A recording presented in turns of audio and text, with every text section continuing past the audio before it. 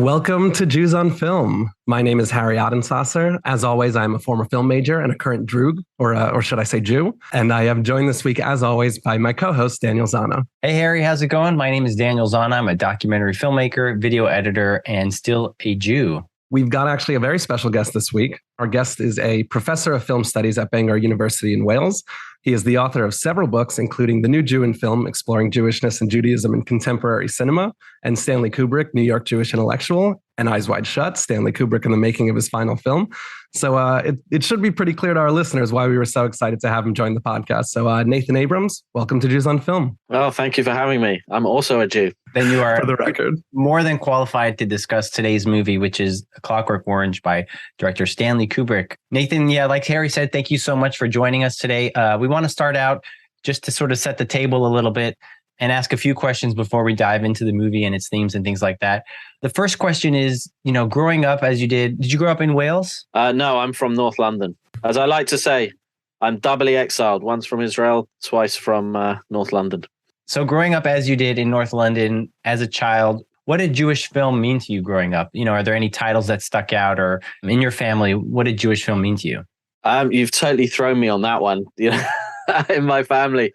I don't think I was aware of it as a child growing up. The first film I remember seeing is Jason and the Argonauts. At least the first film I remember being taken to the cinema to see is Jason and the Argonauts, a film that stuck with me from my childhood, particularly because I really liked the book, was the Phantom Tollbooth, which only in later life that I realized was really Jewish in terms of the author and the illustrator.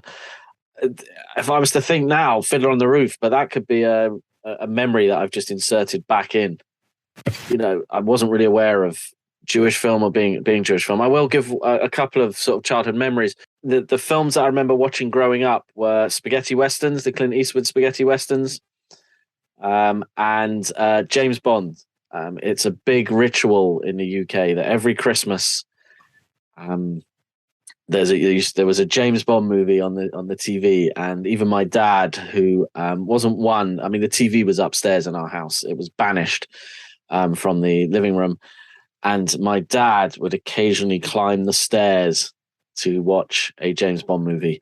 Now, when I was a kid, I wasn't aware of it, but as an adult, I'm, and it's something else I could talk about, is just how Jewish James Bond is behind the scenes.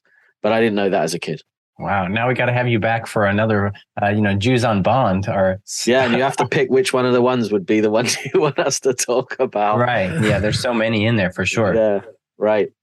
So you mentioned that you didn't really grow up so much with that concept of sort of Jewish film. You were introduced to film in a bunch of other ways, but you've obviously, over the course of your career, been drawn towards exploring some of the Jewishness in cinema. So how did that start to happen for you? And then more specifically, as it relates to our podcast, obviously, what drew you to Kubrick and kind of isolating some of the Jewishness in his films? Yeah, that's a really interesting question, because I read as modern history, and then I specialized in American history, and I wrote a PhD on American history. It was only during my PhD that I began to focus on Jewishness as part of my PhD. The film studies, I've never studied film, which is interesting because I've now been teaching it for years, but I've never taken a formal course in film studies. So whenever we're designing curricula, I defer to my colleagues who have. I was like, dude, you've studied this. I haven't. And even then, in my early film studies, it was more general, so more generic. The first academic paper on film I had published was on memory and identity and total recall. And there was no Jewishness in that, the original Total Recall, not that horrible remake. And it would be an excellent exercise for you to ask me now, talk about the Jewishness in Total Recall. I'd have to really think that through. It was only as I progressed through teaching, it's almost a cynical move, right? If I want to write something original in film studies and take a Jewish angle, I mean, Jewishness is highly unfashionable in academic studies for a variety of reasons. If I want to write about masculinity or femininity in film, there are many people who can do it better than I will. If I want to write neoliberalism, gender studies, sexuality, other people can do it better than me. However, I have found that if I'm going to look for an original angle, that taking a Jewish approach will give me that. So that was the Jewish side to things. The reason why I chose Stanley Kubrick is kind of cynical. So when I was asked to design a course when I moved to Bangor in 2006, one of the things I wanted to do is I thought, well, we never really teach directors, not in the UK. We teach themes maybe periods, or genres, but we tend not to teach directors. So I thought, well, I've always kind of liked Kubrick. One of my good friends from high school was an influence in that. We went to see Eyes Wide Shut together on Erev Rosh Hashanah, 1999. I remember that. And then celebrated Rosh Hashanah. So kind of like two firsts that year, Kubrick's last movie and the Jewish New Year. We watched that in North London. Anyway, I always had an interest in Kubrick. Kubrick offered a perfect solution for a semester because we have 11-week semesters in the UK. And by that point, there were only 12 excellent films. And the first few are short, so you could squeeze them in. You could watch them all. The beauty of Kubrick is 12 films at that point. We since found there was a 13th, Fear and Desire. And they cover almost every genre, which is the other thing. So you could, and they cover a period of time as well. So, 1953 at that point, it was 1955 to 1999. So I could fit in there multiple interests. I could teach a director. I could teach their development as a director. So you can get loads of biography in there. You can teach history. So you're covering 4 or 5 decades of US history primarily, which is also an interest of mine. And you could cover all the genres. And the one genre he didn't do, what's the one genre he didn't do? There's a quiz for my hosts. Let's see. My least favorite genre, but I don't expect you to know that. Quintessentially American genre, sorry. Musical? No, he did lots of musicals. In fact, That's the film we're doing, so we can talk about that. Bring that up. Interesting. Okay. I love a musical. I love a good musical. I'll talk about that. Remind me. Westerns. There you go. There. I know I grew up watching spaghetti westerns, but I always like the offbeat westerns, like Star Wars or Easy Rider. And so that's why I picked Kubrick. Now, I started teaching him in 2007, and this is one about the most written about directors on earth. Hitchcock's probably up there, maybe superseded Kubrick in that sense, or surpassed Kubrick. What do you say?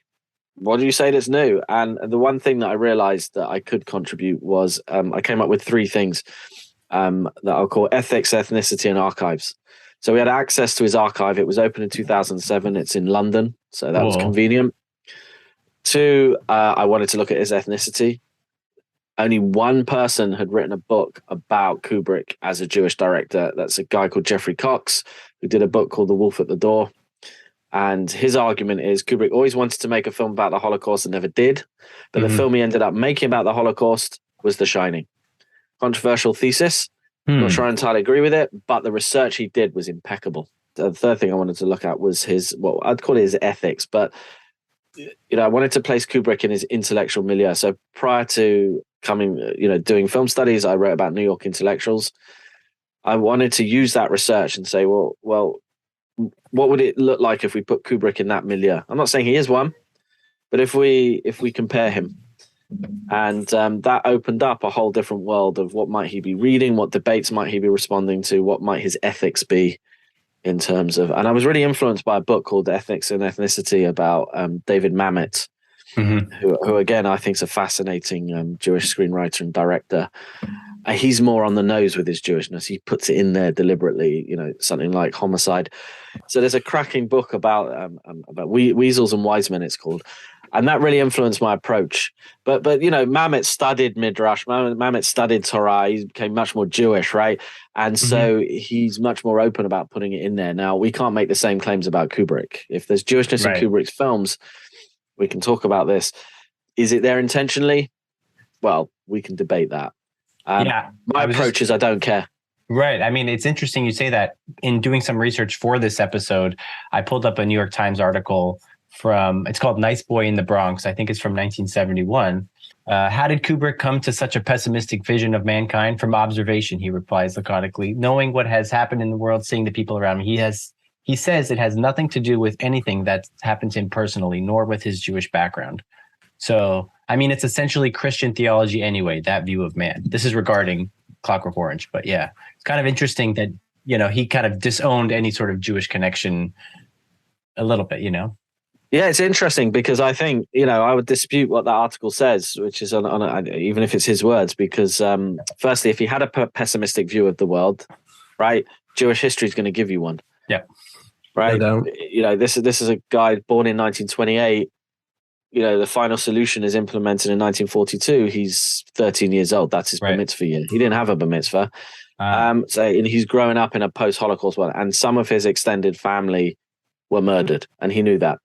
So if he has a pessimistic, and I'm not convinced he has a pessimistic view of the world, I think he has a pessimistic view of power, then that's definitely as a result of his Jewish upbringing. I actually think he's far more positive than he's been credited for, and we can discuss that later. But if you look at his movies and the ending of his movies, I think he's more optimistic and they're more hopeful. I think it's a cliche to call him a cold, pessimistic director, and not a true one either. So let's get into it. Let's discuss The Clockwork Orange. Before we do, Harry, could you hit us with that IMDb summary of A Clockwork Orange? I definitely can. Thank you so much. Always. So the summary reads, protagonist Alex DeLarge is an ultra-violent youth in futuristic Britain. As with all luck, his eventually runs out, and he's arrested and convicted of murder. While in prison, Alex learns of an experimental program in which convicts are programmed to detest violence. If he goes through the program, his sentence will be reduced and he will be back on the streets sooner than expected. But Alex's ordeals are far from over once he hits the streets of Britain. No mention of Jewish in the description. Understood. Nope. Totally. Wasn't expecting it this time. No. So let's take a quick break and we'll be right back to discuss A Clockwork Orange with Nathan Abrams. We'll be right back.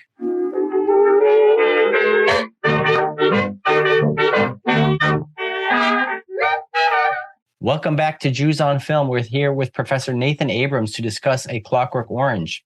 So let's start out and discuss kind of some of the major plot points and go through things. We are introduced to Alex DeLarge, played excellently by Malcolm McDowell. And, he introduces us with his awesome voiceover that we hear throughout he calls himself the humble narrator. There was me, that is Alex, and my 3 droogs, that is Pete, Georgie, and Dim. And we sat in the Korova milk bar trying to make up our razoo docs what to do with the evening. We see Alex and his droogs sitting in the Korova milk bar, drinking their Milk Plus. And, we kind of get a sense of what these guys are up to, essentially going around, causing havoc, beating people up, stealing things. At the beginning, they're beating up a homeless person. Then they go and they interrupt a attempted rape of a woman by another guy named Billy Boy, who's dressed in Nazi attire. I thought I would want to point that out. So early on, if you're looking for it, the Judar was off for me a little bit. And then the third sort of crime that we see is Alex goes and he goes to a house with his droogs and assault a woman, an author, and his wife, kind of get into things fairly quickly. And it's fairly gruesome right off the bat. But any thoughts initially on how the film opens up? Yeah, you touched on this with Billy Boy, that he's sort of dressed in Nazi gear. And that felt to me like a very intentional insertion very early on in the movie because, Nathan, you mentioned that, Kubrick was obviously born sort of at the beginning of or towards the start of World War II. And obviously this stuff is part of his background. But I think that this is definitely a sort of, anti-fascist kind of movie. And there's a clear, governmental enemy that's existing in the film. And to just sort of place that and to place in the imagery of Nazism, even though it's not necessarily called out so explicitly later on, although I do think that once we start getting to some of the jailer scenes, there are, very intentional allusions to it there. But I think this is setting this up as a sort of Nazi parallel, or there's Nazism that's kind of invoked as, sort of the face of a lot of the aggression we're going to see in the movie. So that sort of small detail, which, was random. I mean, a lot of the images in this movie are very carefully curated and eclectic and very vibrant and colorful. And, Kubrick, if anything, was a very meticulous director in terms of his, image creation. So inserting that sort of Nazi uniform into the movie so early on, to me, just felt like a very intentional choice. And I think backs up some of the cases we're going to be making for, our Jewish lens of this film. Yeah. I mean, there's lots for me to respond to there. I mean, firstly, I think Kubrick envisaged a sort of totalitarian future, probably more Soviet style because of the invention of this dialogue Nadsat, which is a blend of Cockney rhyming slang with Russian words. And a lot of the terminology through the film is more Soviet. And the interesting thing is, like you're right there, Harry, there is Nazi regalia, but it's not It's worn by kind of the youth, not it's not sanctioned. It's not top down sanctioned. It's almost like their rebellion. They're dressing in a way that rebels against their elders. So look at how Alex and his Druze dress. Look how Billy Boy and his Druze dress. They're rebelling. The Minister of Interior is in a suit. The authority figures are dressed how we expect them to be dressed. So the interesting thing here is the fascist regalia isn't a top down thing. It's like a bottom up, almost rebellious thing. But another thing to be mentioned here is, this is the movie with the most references to fascism and Nazism out of Kubrick's movies. There would have been more had he made Aryan Papers, his Holocaust movie. But significantly, there was far more in the book and in Burgess's novel than in the film. So even then, he toned it down. We should mention that the movie is inspired by a book. It's like you said, by Anthony Burgess, and a lot of the language Ned set from the book is carried over into the film. Yeah, it's just very interesting, kind of hearing. It took me a little bit of like Googling and Wikipedia to kind of like figure out some of the lingo, but once I got a sort of glossary of what the words meant, it kind of made a bit more sense. I varied it a bit more, so to speak. There were two versions of the novel, one published in the US and one published in the UK. And if I remember rightly, the US version had a glossary. The UK didn't. You make of that what you will. That's awesome. Yeah, exactly. We're not the sharpest crayons in the box. What can I say?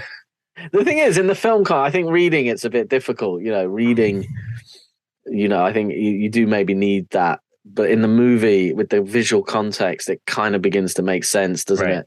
Because you've got that additional information you're being presented with, which in a book you have to kind of make up with your head. And you also get Malcolm McDowell's charisma, just kind of delivering all that. Because I have family members, uncles who endlessly quote this movie, and a lot of that stems from him. But I also wanted to jump in on what you were saying about the sort of bottom up fascism and that kind of, fascism as rebellion or Nazism as rebellion in this movie, because, it's definitely a thread that I want to carry as we continue to go through the movie, because at least, the way that I read it on this most recent watch, that those sort of tools of Nazism kind of empower, Alex in a certain way as he, stakes his sort of rise and as he kind of progresses through the end of the film. And I don't want to get too into that because it requires me to, delve into some plot points that I know we'll get to as we go through this. But I wanted to say I like that approach and that sort of angle of viewing how the story goes on, because I think that reads into some of the stuff that works well into some of the stuff that I think I read into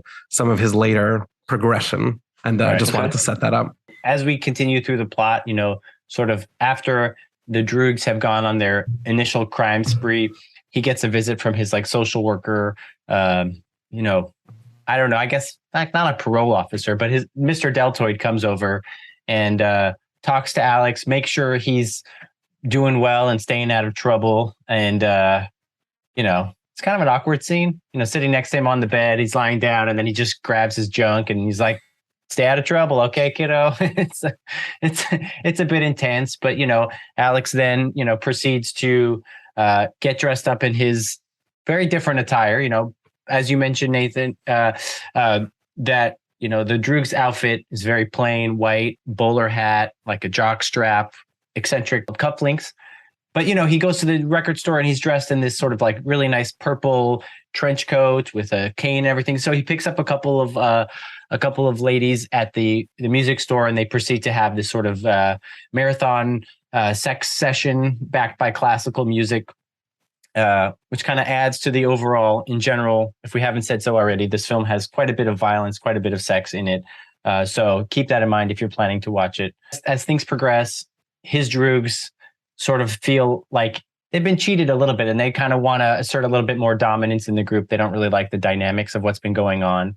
And they want to, maybe sort of start to case a few more joints that are higher value. They don't like robbing people on such a small scale. So they try to make sure that they can do a little bit more, but Alex wants to assert his dominance and make sure that they understand that he's the leader. So in a nice Kubrick scene, slow motion, classical music and violence, we get all the things. He pushes them into the river and he cuts his friend Dim's hand and he makes sure that they know that he's still in charge.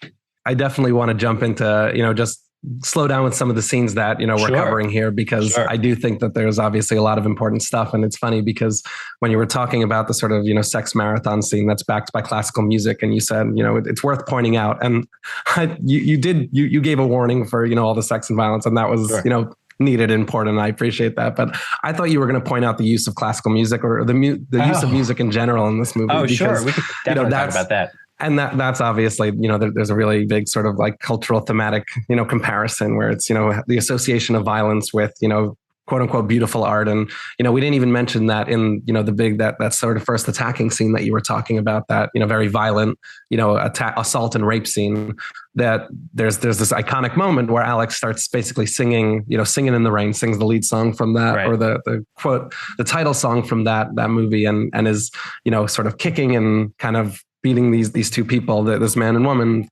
in tune with the music. And there's a clear sort of connection and association that, Kubrick is making throughout between, violence and, like you said, between sex and this sort of classical music. And, I'm not sure where the connection, where that goes in terms of sort of the Jewishness and the relationship between, music and maybe, classically, I'm thinking almost, sort of religiously, sweet music and the kind of music that is celebrated. And, and I think I'm thinking in probably a little bit more of a, sort of Catholic Christian oriented way of just sort of, high art and celebrated beautiful art that I think the movie is interrogating its relationship with sort of high society and maybe, well-acted individuals, but we're obviously seeing it backing some really such beautiful music, backing some really just sort of horrific moments of, violence and sex. And, that at this point in the movie where we're kind of shifting to that starts to slow down a little bit. There's still a couple more sequences, but, right. The first half of the movie, there's just so much happening and so much in terms of this sort of violent sex and, all backed by, either classical music or classical musical music. And it's just, it's definitely worth pointing out, I think. Yeah, definitely. Thanks for that. Can I come in there on the music? Please. Yes, absolutely. Please. That's why you're here. I mean, without going too much into the prehistory of Kubrick's, Kubrick's use of music is really interesting, quite exceptional in some senses, and probably has set a benchmark much mimicked. So the interesting thing to say about Stanley Kubrick is whether you like him or not, whether you like his movies or not, he's really influenced popular culture. You can't watch a Simpsons episode without getting a Kubrick reference. And, we're not discussing it today, but if you take a film like The Shining, the number of horror films, it's very difficult to think of a horror movie that doesn't in some way reference it in its wake. Similarly, 2001: A Space Odyssey. Just quickly, Kubrick was remarkable because when he made 2001: Space Odyssey in 1968, what he did when it was released in 1968 is he jettisons the standard composed score. He had one by a Jewish composer, Alex North. And rejected it, and he replaced it with pre-existing classical modernist music, and that's groundbreaking to the point now that if you play the Blue Danube to a kid, they'll go, "That's space music," right? It's so they might not even know why. It's so indelibly etched. And Kubrick continued with that. So this is his next movie after that. But what was interesting here is he didn't just use classical music. He used electronic versions of classical music. This is Wendy Carlos, Rachel Elkind. It should be noted that in that scene, they're not ladies, they're girls, and they're even younger in the novel. So, is that right? There is. I suppose probably should do the safeguarding warning at the outset of this episode about watching this movie. Is there are depictions of sex, violence, and non-consensual sex as well. This speeded up orgy is an electronic rendition. Mm-hmm. That he speeded up. And something you said, Harry, just triggered something that I want to mention is that Kubrick had a quote, something along the lines of the Nazis loved classical music, but it didn't do them any good. So there really is a reflection. That is the Jewish reflection on the relationship between high culture and being cultured and civilized. So, the Nazis were probably the most advanced civilization on earth at that point, but look what they did. So there is a comment being made there about Alex's love of music and Beethoven in particular, and then how that marries with his love of extreme violence at the same time, which, of course, the wider society finds completely offensive. But then at the same time, there's a very clear historical parallel between acts of ultra-violence on a mass scale and love of classical music. And Alex does like to refer to Beethoven as Ludwig van in the... As part of his lingo in the film. Go ahead. Were you going to say something? Okay. Yeah, I was going to say, I mean, if there's a Jewish background to the movie, what I would want to emphasize is earlier on we talked about what's the genre Kubrick didn't do. Kubrick, it was musicals. Kubrick did musicals every chance he could get. Right. Kubrick loved to dance, loved the music, and he loved to dance. He was a great dancer, apparently. Really? Okay. If you look at his movies, his mature movies, so pretty much from Paths of Glory onwards, there is a dance sequence and usually a waltz in his movies. Now, you see it in Paths of Glory, there's a dance sequence. Spartacus is kind of an outlier, because of its origins. We see it in Lolita. We see a dance of planes. Dr. Strangelove, and we see the dance of the spaceships in with a waltz to the Blue Danube. So Kubrick put in a dance and preferably a waltz wherever he could into his movies. For me, Clockwork Orange is a musical, for a number of reasons. One, because of how much the movie is edited to fit the music, and the music is edited to fit the action, and how much of the movie takes place in theatrical settings. So the Billy Boy rape scene is in a disused on theater. stage.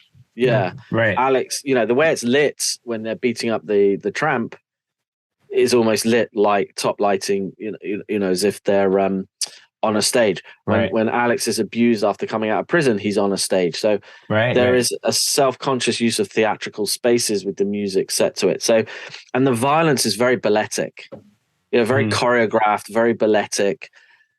And so for me, Clockwork Orange fits in a period of movies. You think mid-60s onwards, you've got... so Kubrick went to see Funny Girl on stage in Broadway. He was still in New York then.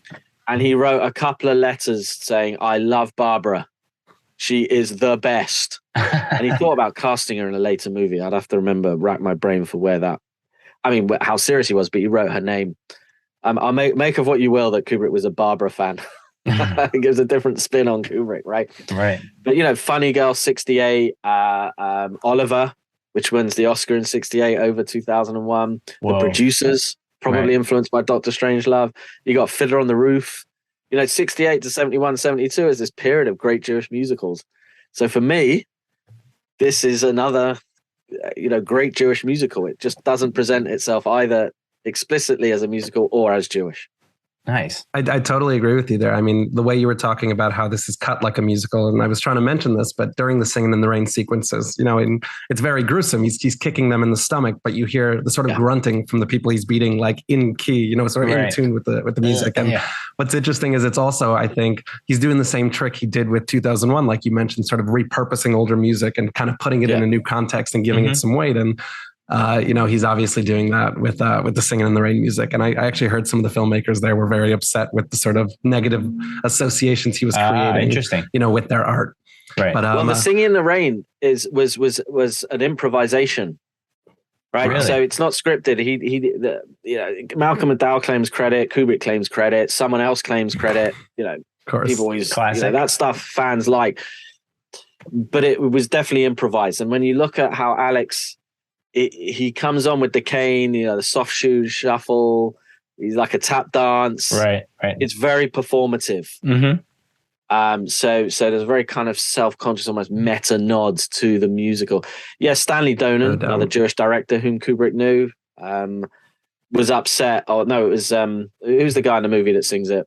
Gene Kelly? Yeah, he was upset, and I think he was more upset because I don't think because of the money, not because of the of the negative associations, but apparently he wanted to punch Malcolm McDowell or something to that effect. But it's interesting. So just to throw this in here as a little bit of background information, many people think Kubrick had planned everything out meticulously in advance, and to some extent he had, but he didn't let his plans dictate what looked good on screen. So he allowed for a lot of improvisation and eventually would use what looked best on camera. Did everything through the monitor. So and that's an example. You see it a lot with Peter Sellers in Lolita and Dr. Strangelove. He allowed a lot of improvisation as long as people knew their lines, and that was an example of it there. So you wouldn't have found that pre-production. That happened in the moment. That's Kubrick so cool. liked it. Kubrick kept it. And then he used it as a closing music as well. Right, that's true. Yeah, but the actual song, right, in the credits. Yeah. Nice. Fantastic. All right. I'll move us along in the plot a little bit. There's so much to discuss, and we could go for 3-4 hours for this episode, but I don't know how much patience everyone has. So just to get us along further, but sure. I'm loving all this. Again, you mentioned that the Droogs are planning another heist. They find this, very rich woman that lives alone, and they want to steal from her, and they have this whole plan, and they try to do their move that they had done on the other home, where they fake like one of them is injured and needs a phone to call the police, but that doesn't work. So then they end up kind of building a ladder, or just kind of like hoisting Alex into the upstairs window, and he, goes into this apartment, and he basically proceeds to beat and presumably rape this woman. And eventually the cops are called, but only this time, before they can escape, the Droogs actually turn on Alex, bash him in the face with, I think, with a milk jug, and he ends up getting caught. And we find out that not only was he caught this time, but also the woman ended up succumbing to her injuries and dying in the hospital. So he's given a prison sentence of 14 years. And then we progress to a sort of next stage of the movie where he, moves into prison. We kind of we watch sequences of him getting, assigned a number, and, just speaking of some of the Holocaust allusions that we've been talking about, sure. I think sort of that being reduced to a number was definitely evocative when I was watching it. But we kind of see him moving into prison, and then we get this 2-year time jump. And then we learn that Alex has sort of gotten into good standing with the jail. He starts helping out the prison chaplain. We see him playing, some music for the prison chaplain and studying Bible. And of course, his study he isn't a fully reformed boy, sort of 2 years in. We see that, he says, I read all about the scourging and the crowning with thorns, and I could video myself helping in and even taking charge of the toll-chocking and the nailing in, being dressed in the height of Roman fashion. I didn't so much like the latter part of the book, which is more like all preachy talking than fighting and the old in-out. I like the parts where these old Yehudis toll-chock each other and then drink their Hebrew vino, and getting onto the bed with their wives' handmaidens. That kept me going. He's not sort of pulling, the most pious and I'd say righteous, insights from his Bible studies, but he does also mention, I want to slow down on the scene for a moment, because he does mention, preferring the older book and clearly referring to, sort of the Old Testament, just kind of that alignment with, Jewishness. And, he talks about the Yehudis and, that kind of part of the Bible. So I wanted to just slow down on this sort of Alex embracing his sort of biblical fascination in religion, once he's in prison. Yeah, drinking that Hebrew vino, as he says, right?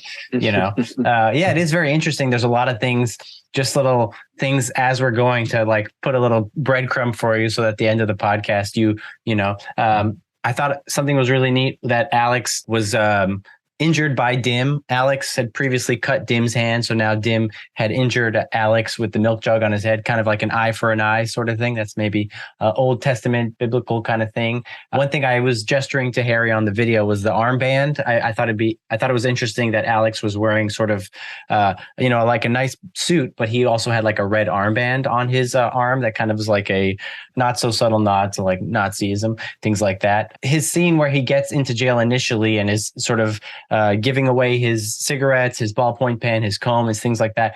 It's very like orderly. Everything was like, he goes from this sort of chaotic environment to something that's very strict and defined, and stand behind the line and, say your name and address me as sir. And it's very much, kind of like an army. So it's a very interesting transition going from his past life to his prison life, and seeing how he adjusts to it. And he just like loves it. He's like this teacher's pet to this priest, and he's such a good model prisoner, I think, initially. And that's maybe what gets him selected for this treatment, this Ludovico treatment. But I wanted to stop and let Nathan chime in definitely, because this is an important sort of pivot in our film.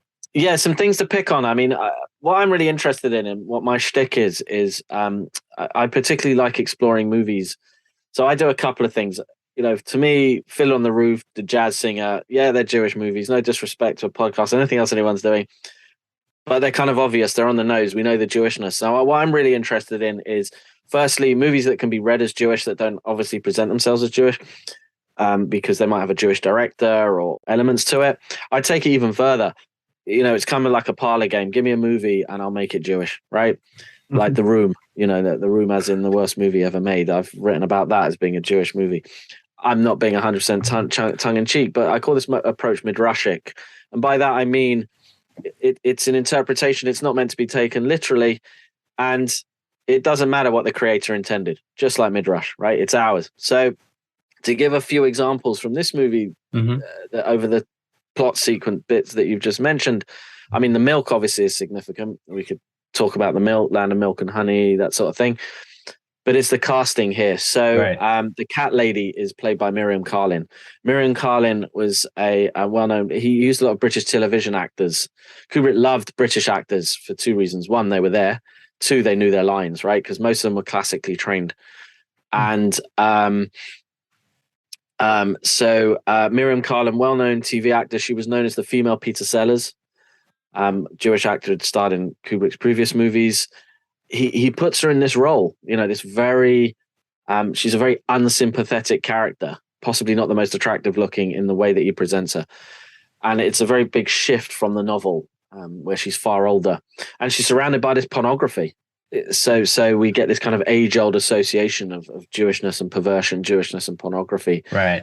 Implicitly in that sequence. And notice, I mean, that phallus that he beats her to death with is potentially circumcised. I didn't think about that. So that's the first interesting piece of casting there. The second interesting piece of casting, it's a tiny little bit, is the cop who spits on Alex. I remember Kubrick's penchant for multiple takes, right? So Alex got spat on a lot of times. Steve, that was a Jewish actor called Stephen Burkoff. So there's a really interesting point there about one of the things I like to write about is the oxymoron of the Jewish cop. I'm pretty sure that also Deltoid is played by a Jewish is that actor, right? Aubrey Morris. The character Deltoid as well.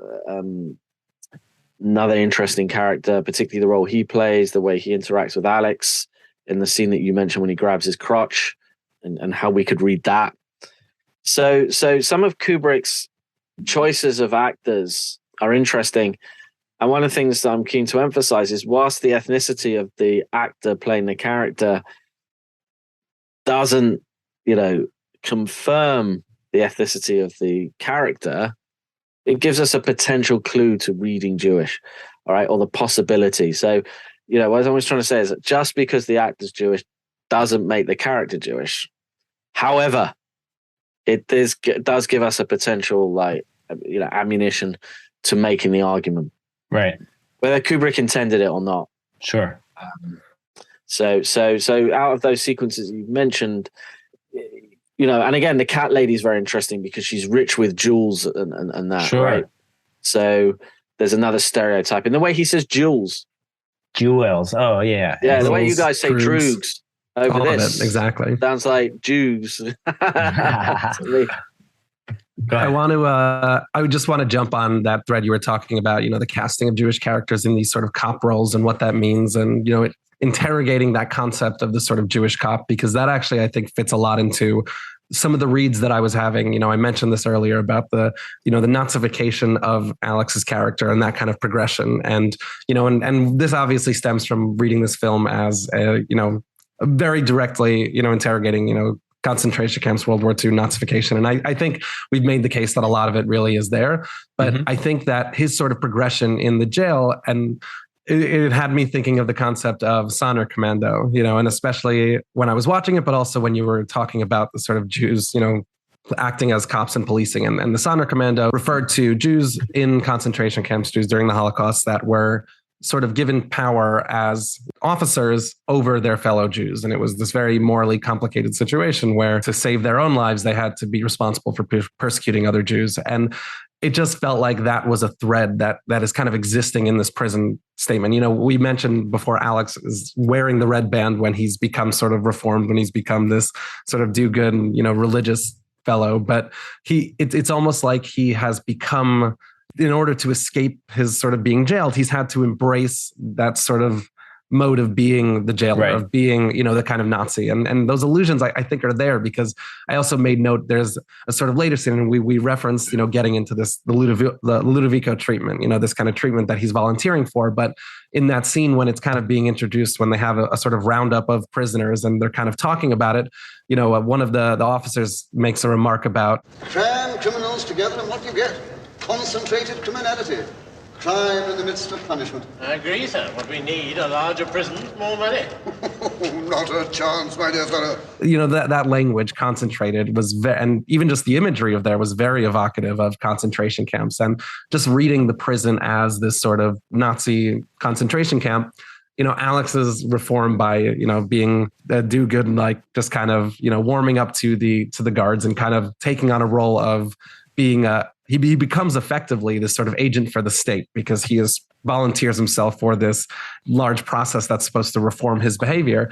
It felt very much in line with that concept of the Sonderkommando. And like I think you're saying, he really is aligning himself or just contemplating what that means for the Jew, Alex, we're reading as this Jewish character, to ultimately align himself with the policing force. Yeah, I think he's like modeling this idea of like a very enterprising Jew who like figures out, oh, if there's a loophole, if there's a shortcut, I'm going to figure it out. So he's volunteering, like you said, Harry, for this treatment that will cut down his 14-year sentence down to something closer to two-ish years.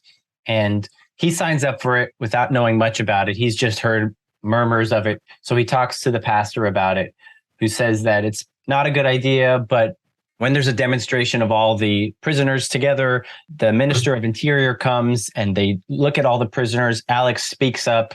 He's scolded by the chief guard, but he eventually just says something and they pick him to do this treatment. And essentially what this treatment is Alex is put in a straitjacket, his hands are bound up and his eyes are pried open with these devices, which apparently he like scratched his cornea and was blinded for some time, which is added an extra layer of cringiness to it. But, he's exposed to these films and music to kind of essentially make him nauseous, physically ill at the sight of violence and sex and things like that. And it goes on for several treatments over the course of not such a long time. I feel like it was maybe they show it like 3 sessions or something like that, but it's a very quick and effective treatment. They're also putting drops in his eyes. I wasn't unclear if there was any medicinal aspect to the drops or if it was just kind of something to keep his eyes watery. But yeah, it works out pretty well.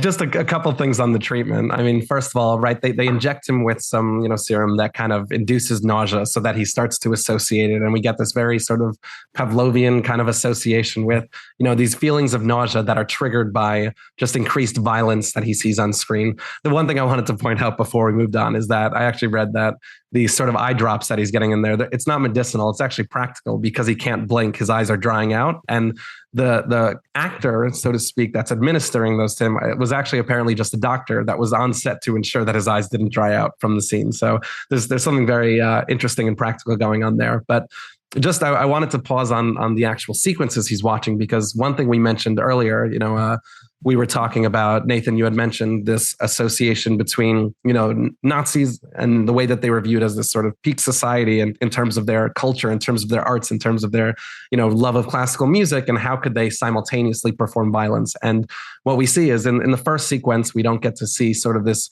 classical infusion into the violence, but in his second session is when we actually start. It's the first time he sees a lot of Nazi propaganda footage, or a lot of Nazi footage of them right. sort of, marching, exacting, violence. And that's where Alex starts to get really worked up, because it's paired with classical music. And right. that's, to him, he's like, I don't want to create this negative association with the classical music.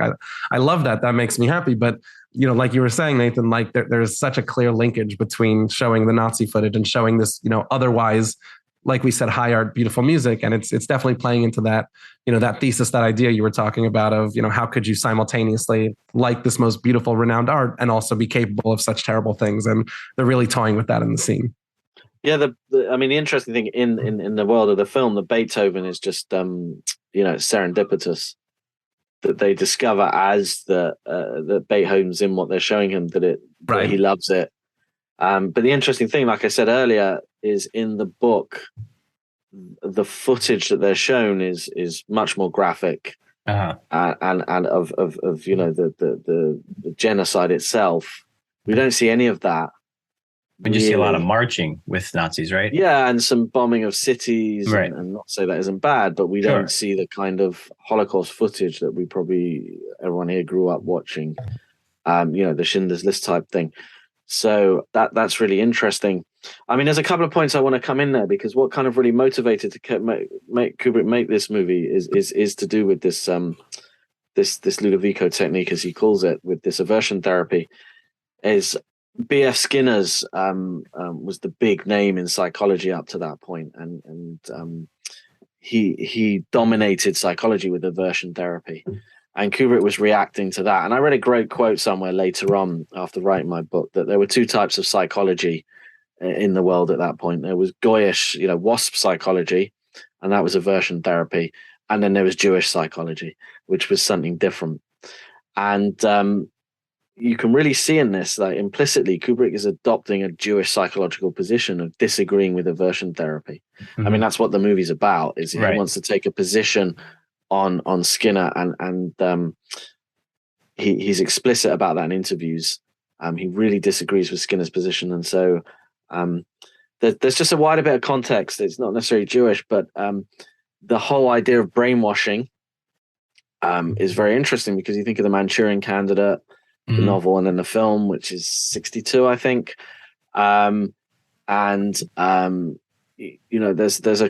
There's fears of brainwashing, both as a Cold War technique. I remember this is all during the Cold War, and as something that cults are adopting to brainwash their members. And that's kind of also a contemporary occurrence. So one of the things I always try to do is in my reading of Kubrick is situating him in the historical context of when he's writing. So what is, it's easy to read films decontextualized, well, I'll just read this film however I want. And to me, all right, that's fine. That's legitimate in film studies. But I think the stronger film studies is when and I tried to do it in my Jewish work, despite what I said about Midrash, is to anchor in what's happening at the time. So B.F. Skinner's one, and this whole debate over brainwashing, both the Cold War and cults are doing it. There's a big fear about cults. Right.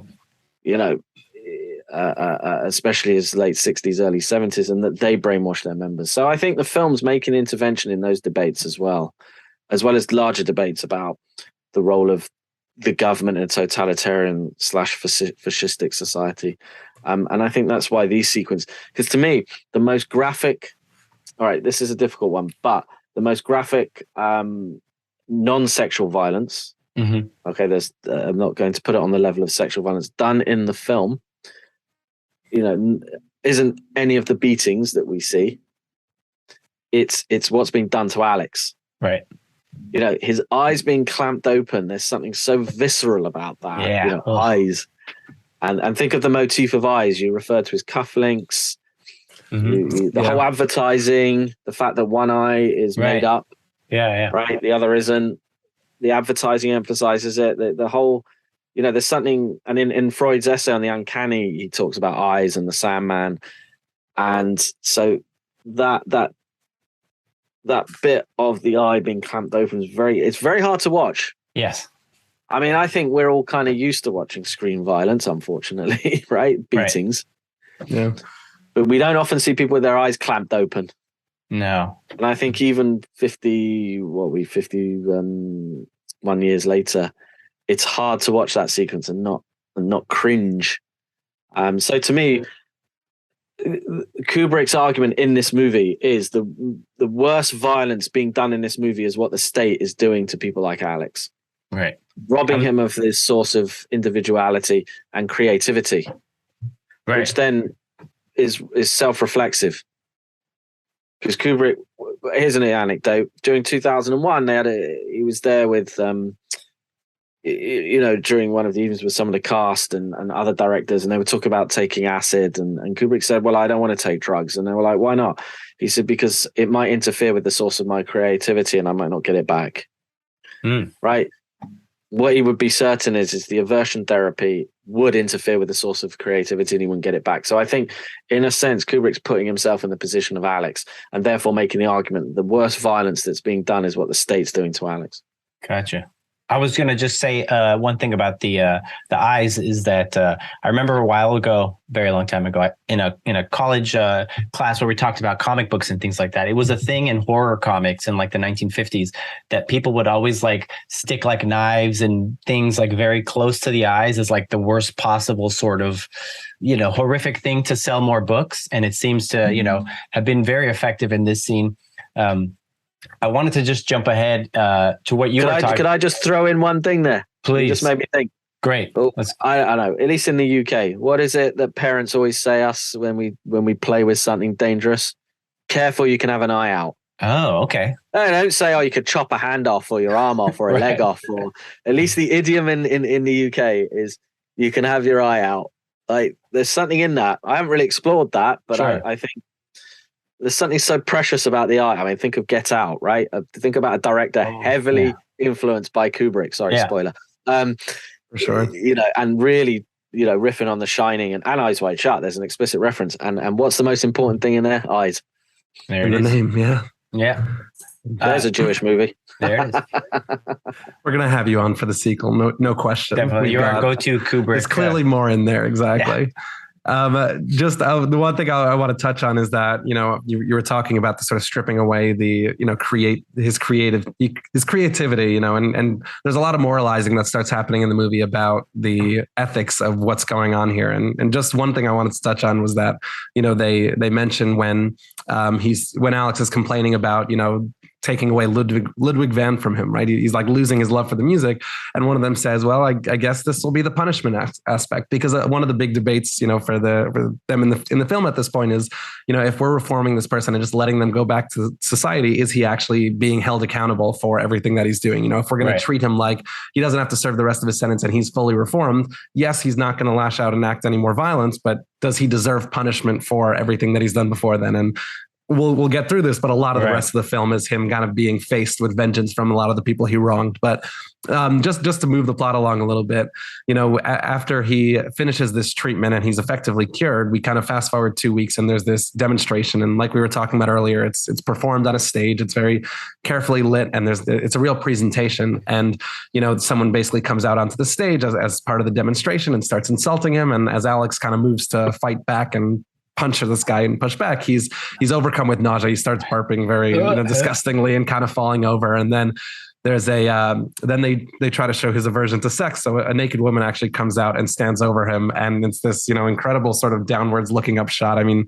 it felt like, to speak of other Kubrick, it felt very like monolithic, like the monolith from 2001, that kind of sort of, looking up towards it, kind of gleaming over him. And again, he reaches up towards her. And as he's about to, grab her breasts, when he's overcome by this nausea again. And most of the room watching that, the interior minister and all of the people from the government kind of stand up and are, very pleased and feel like this will solve their issue. But, the prison chaplain actually voices what I think will become one of the most important sentiments for the rest of the film, and in terms of its moralization of what's going on. But he says that the boy has no real choice, has he?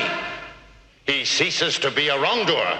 He ceases also to be a creature capable of moral choice. Padre, these are subtleties. We're not concerned with motives, with a higher ethics. We are concerned only with cutting down crime. This to me is such an important Jewish thread, because, I think that is such a Jewish idea, that kind of ability to choose. There's this Jewish concept, that we kind of merit, godly divine reward because we had the ability to choose not to act a certain way. And we did. And it's sort of contrasted, midrashically with angels, where angels, are God's servants. They always do good, but they don't merit any reward. They don't get, to receive the Torah the way we do, and they don't get to have the same rewards and options as us because they can't choose. And, like you were saying, Nathan, it's very clear that Kubrick is coming down against this sort of treatment that disables him from physically, even being able to do any, not even commit violence, but just even defend himself, act a certain way, without that option. What's kind of left from him. And after that treatment scene, Alex comes home and he has this difficult scene where he comes home and he finds this man named Joe that's living in his house, and he tries to move back into his room, but his dad kind of says, well, Joe already, we already made a commitment to him and he's already paid some rent, and it would be difficult to get rid of him. And Joe kind of stands up and says, I'm the son that, I'm the son that you never were to them, and I'm actually taking care of them. And, as sympathetic as we are to Alex, I think there's some truth to, Joe being a sort of model son, as opposed to the, the previously, the previous rapist, assaulter, kind of terrible person that we saw Alex was. But again, he's kind of stripped of his choice to make amends, because he's kicked out and sent to the street while his mom kind of cries along, but doesn't really get up. And then he that leads him to a moment where he goes to the side of the river. It seems as though he's contemplating suicide, but he's met by the same fellow in the beginning of the movie that he had, that him and the Droogs had beat up and kind of faced with the same situation. And we get a ton of mirroring throughout. And I won't go through it all right now, but there's a lot of mirroring in this later part of the film. And he's sort of faced with the situation of, being beside this beggar, but instead of beating him this time, because obviously he's, reformed and physically unable to, the beggar ultimately recognizes who he is, brings him to that underpass we had seen in the beginning of the film. And now there's a whole group of people there that take their turns beating up Alex. I'll pause here just for a second to point out that, what I was talking about, the repetition, and hopefully we'll bring this up, as we go through a lot of that, but the sort of repetition at play reminds me of this, this idea from the Rambam, this famous Jewish scholar who basically talks about, the concept of, tshuva, returning, reform. It's a concept we've spoken about a lot in previous episodes. One of the biggest tests of it is when you're engaged in the same situation, how will you act differently? And if you can be put in the same situation and make a different choice, that's different. That kind of represents full reformation. Except what's so ironic about it in this movie is that Alex is literally incapable of doing that. This doesn't signify any growth that he didn't beat up the beggar, and that we'll see in later scenes that he doesn't fight back or that he doesn't, re-antagonize some of the people from his past, because he physically is unable to. He doesn't have the choice. So it's almost like restricting in the Jewish sense of, what it means to do this sort of tshuva, to return, to be reformed. The rest of the government is calling this a reformation, but he's obviously, I think from a Jewish classical sensibility, you wouldn't be able to call it that. But just to finish, sort of this thread. So after he's beat up, the police then come to arrive, and he thinks that he's saved by the police. But ultimately, it turns out that the police are his fellow droogs from the beginning, Dim and Georgie. And I think evoking some of those similar themes of the sort of Sonder commander and joining into the force, they've been actually, they've gone from being these violent criminals to being recruited by the force to kind of exact that violence on other criminals, so to speak.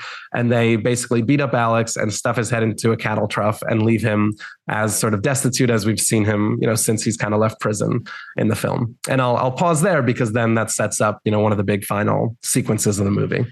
Yeah, I think you covered a lot there. I do want to give you a little bit of credit, a lot of credit for bringing up Rambam.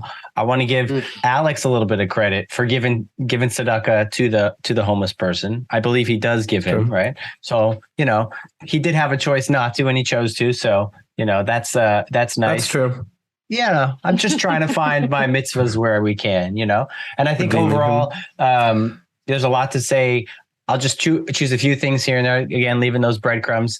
I think, Joe is like this sort of very tall, very buff, sort of similar to like Heartbreak Kid, shout out to our past episode. This very tall, blonde, kind of non-Jewish looking fella who's kind of taken the place of Alex, our scrawny Jew looking character. And then the way that, the dad reacts versus how the mom reacts. The mom is just in tears and is beside herself, whereas the dad is just very flat and sort of doesn't have much of a backbone when it comes to this conversation. Yeah. Nathan, any thoughts on sort of the past couple of plot points we talked about?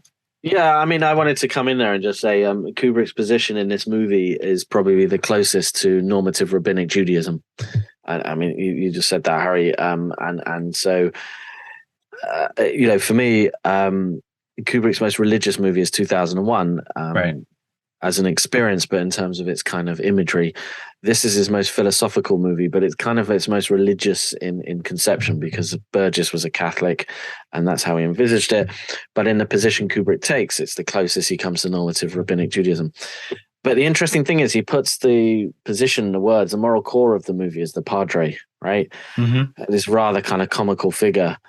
And Kubrick kind of puts the words he agrees with in his mouth, but at the same time then undermines it by having him as this comical figure who, for example, when preaching against aversion therapy, preaches his own form of aversion therapy, which is there is a place, try this Kool-Aid, try a different Kool-Aid instead. So that's one thing. And I think, this goes back into, if you take Kubrick as a whole and you look at Kubrick's representation of religious figures, so I'm just going to give a bit of back history here. Sure. Kubrick shows a fascination in religious figures, primarily Catholic, not exclusively. They go back to his photo stories when he worked for Look magazine. They're in his first two documentaries, Day of the Fight and Flying Padre. In his third one, this is a largely Catholic milieu that he's filming in The Seafarers, Irish Catholic milieu. And then we see religious figures of very in Paths of Glory, for example, the priest in that. Kind of in Spartacus as well. If Dalton Trumbo had his way, there would have been rabbis in that movie, anachronistically, but that's another discussion. Right. And then this carries through to this movie, but also the one following it, Barry Lyndon, where the where the priest is called Reverend Runt. So I don't think you can get a clearer kind of. So it's a very interesting kind of representation of Christianity in Kubrick's movies, of which this padre is an example. And there's the bit where he's preaching in the prison, and you talked about Alex's armband and the way that he's posed at one point almost looks like a Nazi salute. But as he's preaching, one of the prisoners farts very loudly, leading to much giggling. So again, adds to that sense of comedy, parody, very much in a British tradition. So it's an interesting kind of paradox there that Kubrick puts the words he agrees with in the Padre's mouth, especially that speech that he makes after Alex's humiliation with the naked actress, but then conversely completely undermines it by having this character somewhat buffoonish. Right. One of the things that strikes me is that the Padre talks about men going in and out of prison, right? And the term "in and out," the old "in and out," is Alex's slang for intercourse. So there's a little, when you parse it, it's not always as straightforward as it seems. Right, definitely. I'm really interested in the way that, like you're saying, he almost undercuts this sort of philosophizing, right? Because he's placing it in the mouth of someone who's a little bit of a character, and it's almost like he's presenting this sort of view. Like, what's clear is that he's anti this process, like you were talking about, of just sort of using these threats or just compulsion to basically force someone to act a certain way, and he's clearly against that. But I guess he's leaving a little bit more, Kubrick himself, I guess, is leaving a little bit more open-ended, kind of what is, a preferable system, what is something that makes more sense, because it's definitely not putting this sort of in the hands of religion, and Kubrick, as far as my research could tell, although I'm sure you know better, did not grow up religious and never really practiced, religion, but he seems to not be placing it in the hands of religion. And what that sort of solution is, what that kind of question is, maybe it is just, it shouldn't be, it's this sort of anti-authoritarian, like it shouldn't be any ruling body and it should be a little bit more, individualistic and expressive, but he's clearly leaving the window open there. And it reminds me also of just kind of my thoughts on the whole prison system, because it doesn't seem like, he's obviously advocating against the sort of the Ludovico treatment, this kind of reformation process, but it doesn't feel like the film is advocating for just putting people into prison for longer and just kind of having that be the sort of system of reformation to sort of like atonement. It reminded me when I was watching this of the sort of Jewish conception of, prison, because in classical, halachic Judaism and in lawful Judaism, and Torah, there actually, interestingly enough, is no real mention of any sort of prison system. And there are actions that come with consequences and punishments, but the punishments are often meted out, very quickly and sort of, it could be a punishment of lashes or stoning. And, oftentimes when those punishments didn't lead to death, although in many cases they did, it was kind of just a sort of an act of reformation. It's if you face punishments, physical punishments, and you actually, kind of experience them, that will kind of reform you. And in some ways, I was eager to see if this film was kind of relating to the prison system in the same way, that maybe this isn't, the best path towards reformation, but it's also very clearly not advocating for Ludovico. So the question of, what actually is it? Is it placing these characters in the same situation? Is it having them confront their victims as, our characters are going to, as Alex will start doing in the later parts of the movie? Is that the kind of best way to, reform the sort of ultra violent actions of these characters? And I think a lot of those questions are open-ended. I definitely don't have an answer so explicitly from the film. You've raised a really interesting dimension that I hadn't really thought of, is that Jews and prisons. I'm now trying to think of Jewish prison movies. I can think of Jews in prison in movies and TV. Right. Like Orange is the New Black, for example, or Oz. But yeah, it strikes me what you're saying is does Judaism have a position on prison? Well, because if they didn't have them in the Bible, then that was their chance gone, because prisons are associated with state power, right? Mm-hmm. Jews didn't have a state until until the modern sort of state of Israel. So yeah, that I hadn't really thought of that. I'm gonna have to look up that one. That's really interesting to me. The clearest allusion is to Michel Foucault's Discipline and Punish, because the picture of them walking the yard is like the cover of the English edition of that book. And Foucault's writing about the history of prisons and surveillance in prisons. So, that's a really interesting angle I hadn't thought of, with whether Kubrick's taking, or anyone's taking a position on prison as a system of reform. There's something you said earlier that I wanted to connect the two is, I like, Dan, you talked about the enterprising Jew. I talk about mimicry a lot, that Jews are like the character Zelig, this curiously nondescript character that's able to blend into any surrounding, right, including becoming a Nazi at one point. And Jews excel at mimicry, right? This is the historic condition of Jewishness, is mimicry, the ability to pass. Peter Sellers really embodied this in his movies for Kubrick. And Miriam Carlin being the female Peter Sellers in this movie. Alex is like that. He's able to, the reason why prison works is he's able to ingratiate himself with anybody. Right. He does what the Padre wants him to do. In his head, he's doing something completely different. Interestingly, the sequences you mentioned, Kubrick's research was Ben-Hur. So for those historic scenes? Sorry? For those historic scenes where he's like slashing, kind of a parody of Ben-Hur. Gotcha. Okay. And nice. Ben-Hur being the movie that Kirk Douglas wanted to be in, but they gave it to the non-Jew Charlton Heston, and that motivated Kirk Douglas to then make Spartacus. Wow.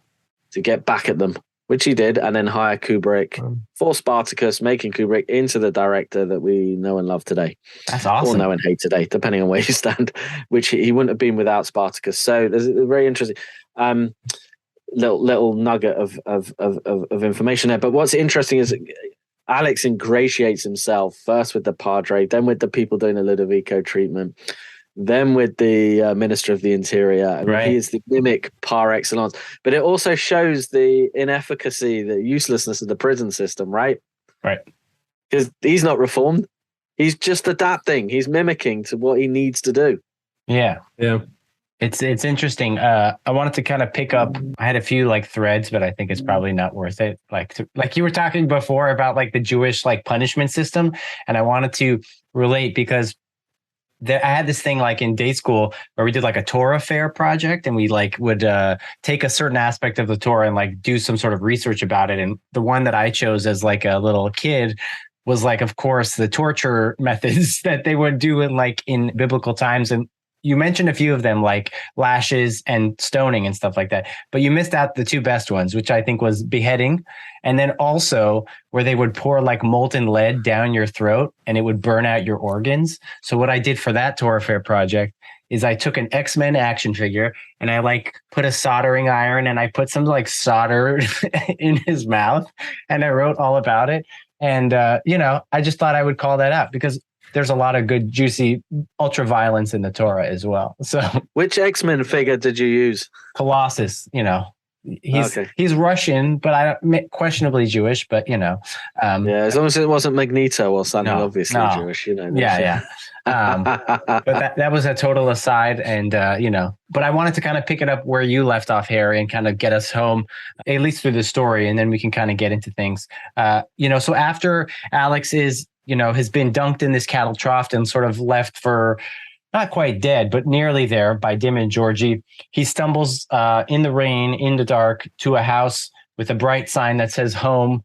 And he's like, this is it. I'm going to finally get some salvation and get some help from these strangers. He ends up going right back to where he started at the beginning. He's at the author's house, whose wife he assaulted and then raped and killed. The author is now in a wheelchair and has a very buff sort of house assistant. I don't know we could talk about that in a second, but they have a few interactions. The person who's at home picks up Alex, brings him inside. The author is very welcoming to Alex and tries to help him out, but then he also figures that he can use Alex once he finds a little bit more about him. He feels like he can use him as like a piece for his story, for his writing, to kind of show that, the police are corrupt and this process didn't work and things like that. But he has a moment of clarity when Alex is relaxing in his bathtub and he's singing in the rain again.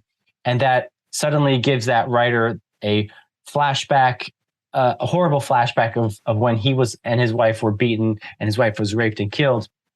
And so then he realizes that something needs to be done about that. And, they both sort of know what's going on, but they don't tell each other. And so it's kind of this tense standoff where Alex is sitting at the table by himself with the writer next to him and his assistant eventually. And they are feeding him a nice bowl of spaghetti with some red wine, a lot of red wine. Maybe he's making kiddush. We'll talk about that in a sec. Maybe that's a little bit of a stretch, but they keep on applying wine on him. And Alex is very comfortable wearing a robe. And then he gets knocked out. He's been poisoned. And he's then kidnapped and put into upstairs room where they're blasting Beethoven and he's getting tortured. Essentially, they're playing Beethoven's Ninth Symphony, and he wants it to be, turned off, and he wants everything to stop.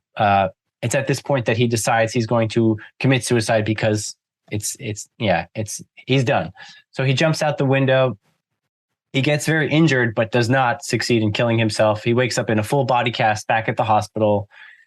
He has a really interesting scene, which we'll touch on, where he has sort of I don't know what I would call this procedure, but it's essentially almost like a Rorschach test, but with pictures. And so he's meant to kind of figure out what the other person in a conversation is saying. And he kind of comes up with these sort of daffy answers.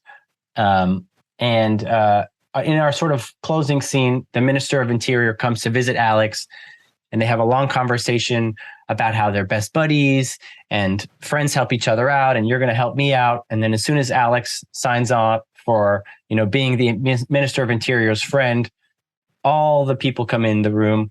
There's a huge speaker system where they're playing music for Alex, and all the photographers are there and they're shaking hands. Yeah, it's at this point where Alex kind of closes his eyes, and then he has a sort of daydream of two people having sex on a bed of snow or rice or something like that, and everyone's kind of clapping, and then we end the film. I mean, Kubrick likes circularity in his movies, so right. We do see this kind of Odyssey is the term, as the subtitle of the forthcoming book, biography of Kubrick that I've just completed. So there's that circularity of coming home. So the second half mirrors the first half. We do see this. We see this in Eyes Wide Shut later on. Mm-hmm. And it's that part of that waltz structure as well. So we do see that where he kind of revisits what happened to him earlier, but it's slightly different this time round. That would be one of the points I make. Interestingly, one of the conspirators who joins the writer at his house, I think, is called Goldstein, something like that. And he keeps the name in the script. So he printed a script full of photographs and lines, and he keeps the name in there. But you wouldn't know watching a movie. But if you got the script or read the book, then you would know. So there's a little interesting element there as what he means by that. One of the things I wanted to say, I probably should have said this at the beginning. One of the arguments I make in my book is when Kubrick from 55 onwards, or 56 onwards, always adapts pre-existing material of some sort. And with the exception of The Shining and 2001, all these books have explicit Jewishness in them, in the characters. What he then does is he removes the explicit Jewishness, right, only to reinsert what I'd call a subsurface Jewish sensibility. I probably should have said this at the outset. So by that I mean is he'll, in the case of Clockwork Orange, there was a character in prison called Big Jew. Right? Oh God! Right. takes Big Jew out. Right. He removes him from the movie. There's other instances of this. And so you think, right, he wants to whitewash it. He's a director in the kind of era of the Hollywood moguls who put Jews on screen but didn't want them to be read as Jews on screen. So Issa Danilovich becomes Kirk Douglas, for example. Right. But having said that, he'll then go cast someone like Miriam Carlin, who you could read as Jewish in that role. So it's, but it's not explicit. Those who know. To paraphrase this is David Mamet's sage of gloss of a Jewish sage. Those who know, those who don't. Right. So there's that interesting impulse in the movie where we see it through his work actually. Now you could say it's just coincidence because he wanted the best female actor he could find in Britain at the time. That was Miriam Carlin. Nice. He wanted someone who could play a really good cop. Oh, it happened to be Stephen Burkoff. He wanted someone who's great. That's Aubrey Morris, right?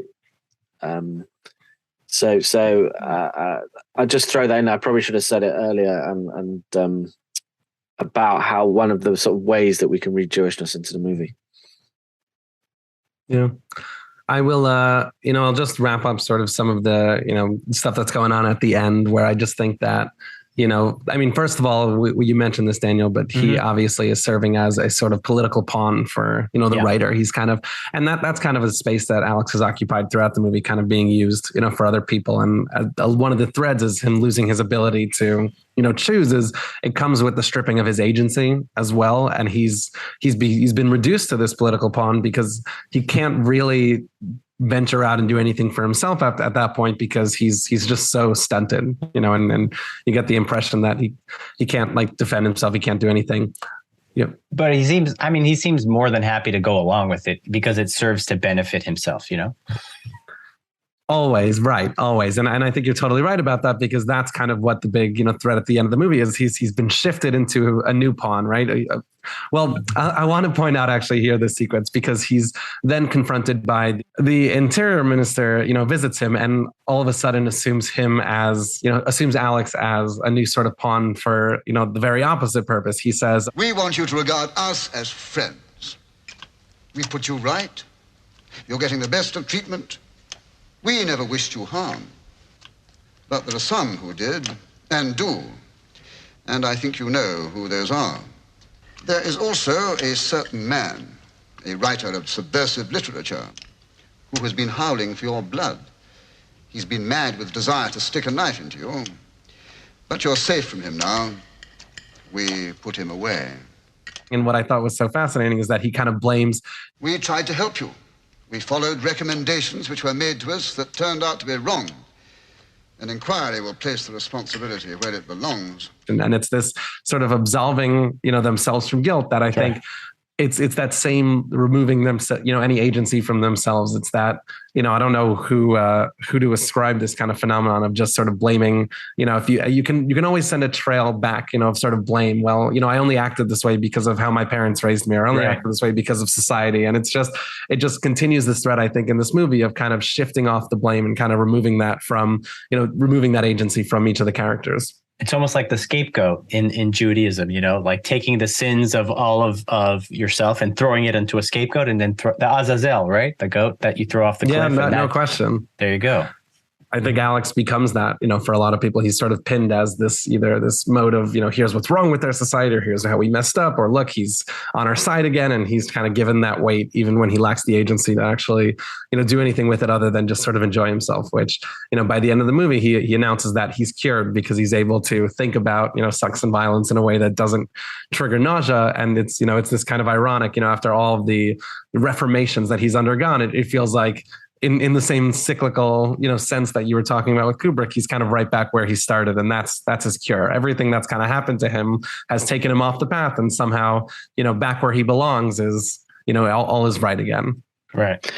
There's two things I want to add there. I mean, the thing at the end where is though that the scene at the very end, Alex is having public intercourse.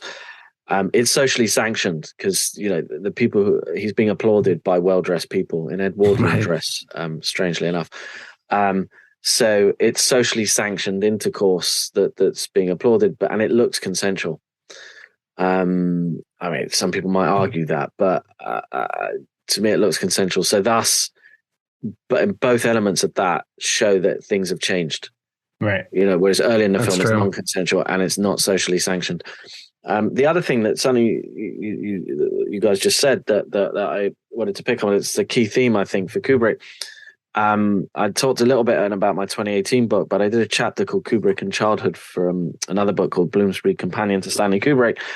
And what I talked about is that in Kubrick's films, children are prematurely kind of, I can't think of the word. I want to say adulterated, made into adults. I can't think of what the word is right now. And placed into context that you know, before their time, and also sacrificed on the altars of their figurative or actual fathers. Very much in line with Genesis 22, you know, with the Akedah, with the binding of Isaac. So, you know, we see this throughout his films, whether it's soldiers in war as figurative children, whether it's Danny in The Shining as an actual child who the father tries to murder. Right. Certainly what we see in this movie and the discussion you just had made me think of this. I didn't think of it before. Is that Alex, I mean, he's much younger in the book than he is. He's a teenager than he's presented, you know, an early teenager than he's presented in the film.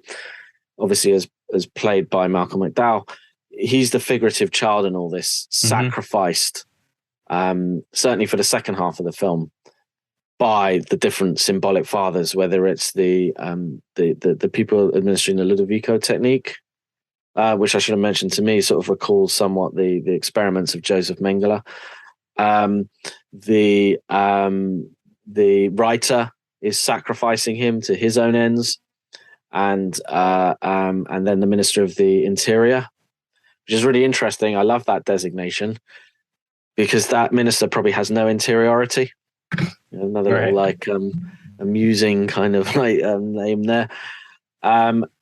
So we see, you know, his actual father is kind of weak and ineffectual, which is, you were talking about that earlier, just made me think of the stereotype of the Jewish dad, right? Yeah. It's the mum that does all the talking. And the feeling, you know? Yeah, but the symbolic fathers all are willing to sacrifice Alex, so he becomes the sacrificial lamb, Azazel, or the goat. Or to me, the kind of symbolic Isaac in all this. You know, I think Genesis 22. Well, I think it's hard to find a Jewish, at least a male Jewish creative who isn't in some way reflecting on that. And it was very much there in the works that Kubrick admired. So Freud, Kafka, and others. That was, you know, Genesis 22 very much influences those writers, and Kubrick's reading those writers, even if it isn't so explicit in this. The one Jewish writer that is probably a bit more rendered in this one is Harold Pinter, the British Jewish playwright. There's a certain sort of mundanity to the domestic sequences of M and P, you know, when he returns home, and Joe, and the whole dialogue that's very reminiscent of a Jewish playwright, Harold Pinter, whom Kubrick got to know slightly later. Nice. And that was our discussion of A Clockwork Orange. We're going to take a quick break and come back with our ratings and final scores for the film. We'll be right back.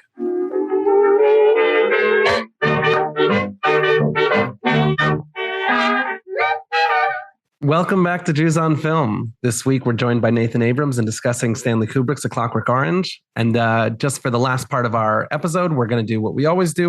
We're going to go through the cast and crew of the film, the content, the themes, and collectively come up with a final rating for the score for the film on a scale of 1 to 5 Jewish stars. And Nathan, because you're our guest, why don't you start us off? How would you rate this film in terms of its Jewishness? We can talk about the merit of the film as a whole, you know, independently, but specifically we're focused on, you know, how Jewish would you say that the movie is? Yeah, I mean, in terms of explicit Jewishness, it's probably a 1 or a 2 tops. But in terms of a philosophical Jewishness, Judaism, it's quite high, you know, a 4 or 5. I mean, like I said earlier, it deals with a big question in Judaism, free choice, right? Free will. and takes a normative rabbinic position on it. So, don't think in that sense, and it has a pop at the Christians, right? And at Gentile British society. No one comes out looking particularly good. They're all using Alex for their own ends, as I said earlier. So in that sense, let's give it a 5. Wow. Okay. So then to just pool those ratings together, right, for the average score, I guess between a 1 and a 5, it kind of puts you at like a 2.5 to 3 stars. But just so that it doesn't come from me and from your own words, what's your final score for the record on how Jewish the film is? I'm going to go with a 4 because I'm really keen that people, and especially listeners for your podcast, consider movies that don't strike them as Jewish at first sight. So I don't want to give it a low score because they'll go, well, I knew it wasn't that Jewish. Therefore, if I give it a low score, he's confirmed it if they skip to the end. So I want to say, let's give this a 4 because, my thing is I really want people to think a bit wider than what's explicitly Jewish, what says Jewish on the tin, right? On the box cover, or what's the metaphor now for streaming? The thumbnail. On the Netflix capsule summary, right? Yeah, exactly. Yeah, that's part of the fun of this exercise. I always love it when we can take a movie that doesn't at least appear Jewish. And like we've been talking throughout, whether it was intentional or not, there is so much Jewishness in, a lot of the media we consume. And I think we especially made the case for it in this film. So I do really like that score. Daniel, how about you? Are you going to go as high with that, or in keeping maybe more consistent with some of the other scores we've given some of these other films, will you kind of slap us in at a little bit lower than maybe a 4 out of 5 Jewish stars? What do you think? It's interesting. Usually I carry my ticket with me to the stretch train. And, the stretch train, for those who are new, is kind of us kind of squeezing meaning in places where it's not usually there and getting aboard the stretch train and kind of making points that are very stretchy. I don't necessarily feel like I need my ticket for this episode. Between just watching the movie with that lens, between hearing Nathan's, all of his amazing points that he's made so far, reading his articles, doing some research on, online, there's a lot in there. You just kind of have to put on those glasses. And I think once you have those glasses, or you take that red pill and you see the code of the Matrix, to throw another metaphor in there, it's really hard to unsee some of that stuff. I think, the actors, a lot of the context that you provided, Nathan, both in your article and today, I think really kind of helped boost more of that Jewish perspective, or presence rather, between some of the supporting roles. While Malcolm McDowell was not, Jewish, and some of the main cast was not Jewish, like the fact that Kubrick was Jewish and some of these characters as well kind of helped a lot. The themes were super strong. Content, like on paper, not so Jewish, but I think the themes for me was where it shined. The choice of like free will versus, and teshuva and sacrificial and all that kind of stuff. All the stuff that we've been talking about, I think it's up there. I'm going to go maybe like 3.5 stars. Harry, how about yourself?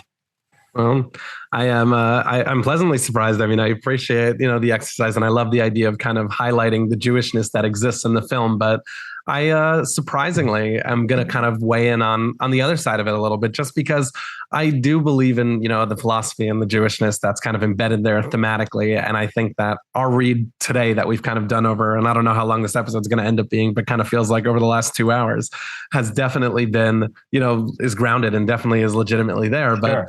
I don't think in the way that some of the other films that we tackled, in this exercise and sort of over the course of the podcast, Jews on Film, this movie isn't necessarily wearing its Jewishness as pronounced as some of the other ones. And even some of the themes there, sometimes we'll read in, well, it's a Jewish filmmaker, and they've clearly, they're clearly working through these themes, even if they're going to mask it behind characters that might not fit into a Jewish box. Mm-hmm. Here, I definitely, I see Kubrick breaking down these issues, and I definitely think a sort of Jewish sensibility informed a lot of them, and informed, like we were saying, his sort of rabbinic Judaism influenced kind of perspective on free will is definitely a part of that. But I don't think this movie is screaming, Jewishness, and is kind of weighing in from that Jewish perspective. And I know we said we're going to absolve, we're going to ignore intention for the sake of this exercise, but it definitely wasn't there in intention for me. And in execution, I think we read it favorably, but I'm not sure it's all explicitly there. So that kind of has me weighing in at a 2.5 because I'm not sure I wanted to give it. Yeah, I'm not sure I wanted to give it, sort of north of 2.5, kind of more Jewish than not. But I also think that the case we made for the Jewishness is definitely there more so than it might be in, I don't know, maybe The Room. Although obviously, Nathan, you mentioned that there's a case to be made for a movie like that. So 2.5 is kind of where every film. So 2.5 is where I'll squarely weigh in, kind of at the bottom of our 3 rankings.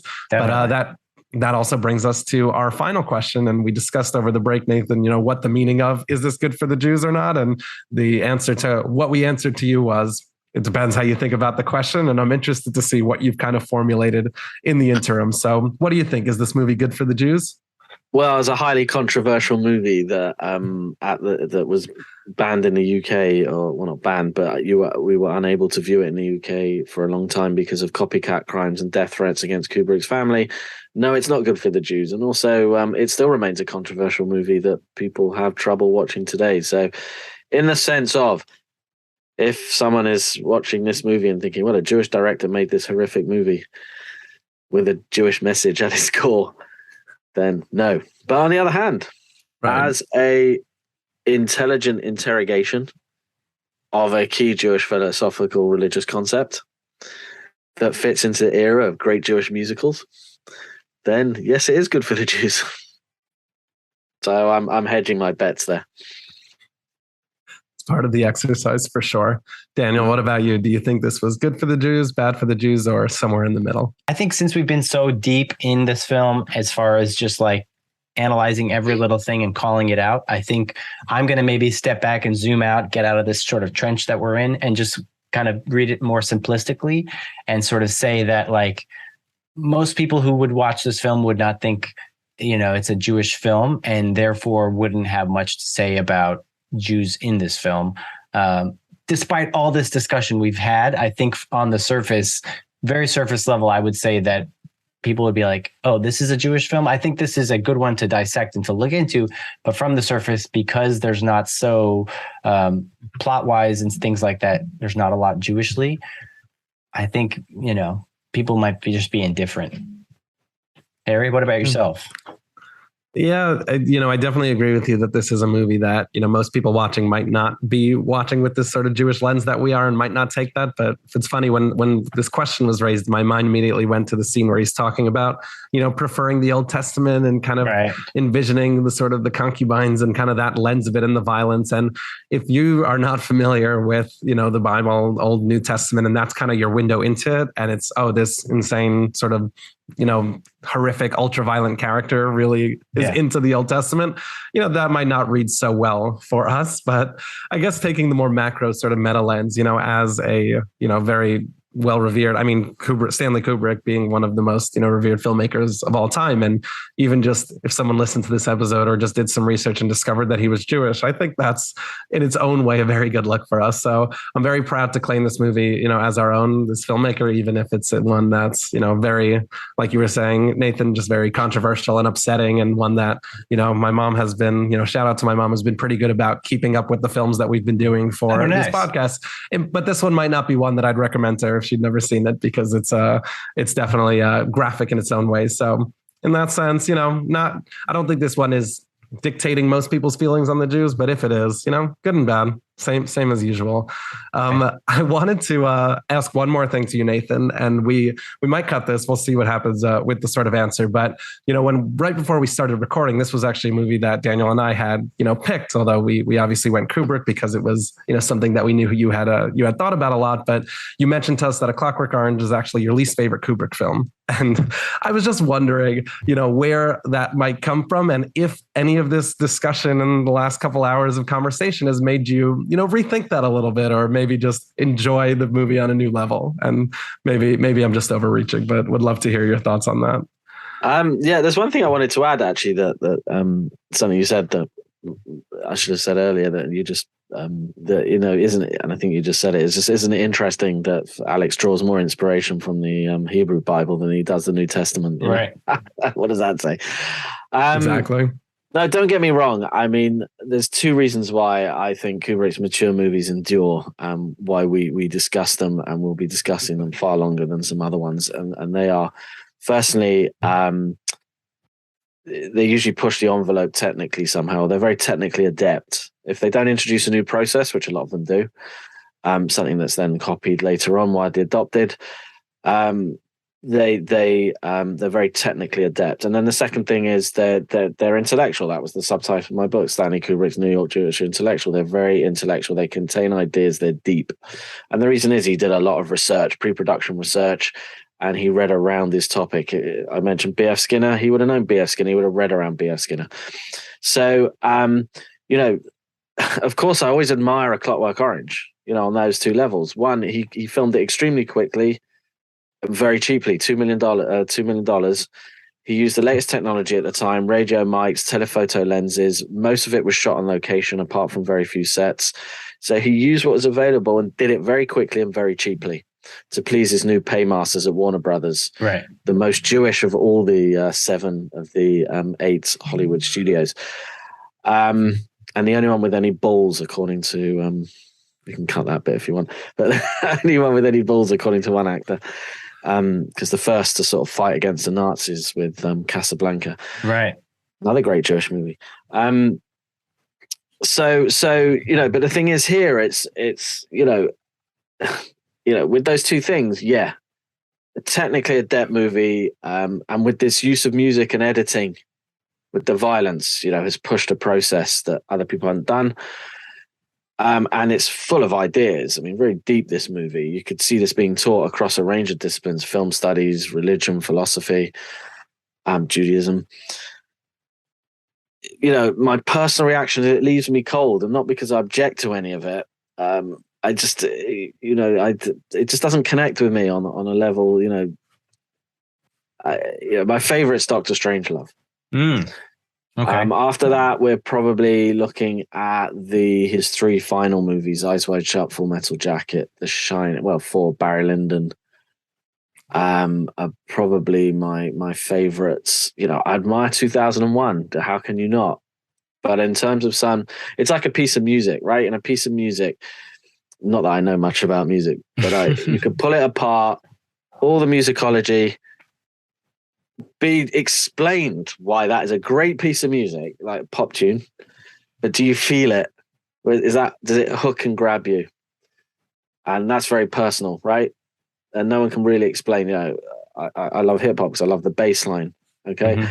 Mm-hmm. For me, this movie lacks that. I don't know why. It just does. Sure. Any love for AI, or are we not counting that in the canon? I've only seen it once the whole way through. I need to, get me on that. That's an exercise. I need to rewatch that through everything I know about it and think that one through. I watched it once and dismissed it as Spielberg, but I don't think that's fair. Yeah, all this just sounds like we're going to have you on plenty more times. So that's great news to us. Fantastic. Yeah, Nathan Abrams. Happy to. Thank you so much for coming on the podcast. I think you're probably our first international guest. So you get a trophy for that, a trophy for being an awesome guest. And I wanted to see at this time, is there anything you'd like to plug? Well, you can read any of the books that were mentioned at the outset. Hopefully you'll link to my bio in your production notes. Absolutely. New Jew film, if you're interested in that, any of the Kubrick books. And I've just completed a 600-page biography of Stanley Kubrick with my co-writer Robert P. Kolker. It doesn't specifically focus on his Jewishness, but that's a part of it because it was a part of Kubrick's life. So hopefully that will be out next year. So check that out. But yeah, if you look at my profile and you're interested in anything, then just get in touch. But if you Google around, there's plenty of non-academic stuff out there about this and other topics. Fantastic. And are you able to be connected, or how can people find you online, like social media? Do you do Twitter, LinkedIn, or? Yeah, I'm on Twitter as ND Abrams, Facebook as Nathan Abrams, Nosson David on Instagram. And you can just write Nathan Abrams Bangor and you will find me. Just write Nathan Abrams Kubrick, you'll find me. All right. Well, Nathan, thank you so much for being here on the podcast to discuss A Clockwork Orange. Harry, it's always great to chat with you. Have a great one, and we'll talk to you later. Bye-bye. Thank you. Jews on Film is hosted and produced by Harry Ottensasser and Daniel Zana. Daniel and Harry edited this episode. Make sure to follow us on Instagram at Jews on Film and subscribe to our podcast to get new episodes. Thanks for listening.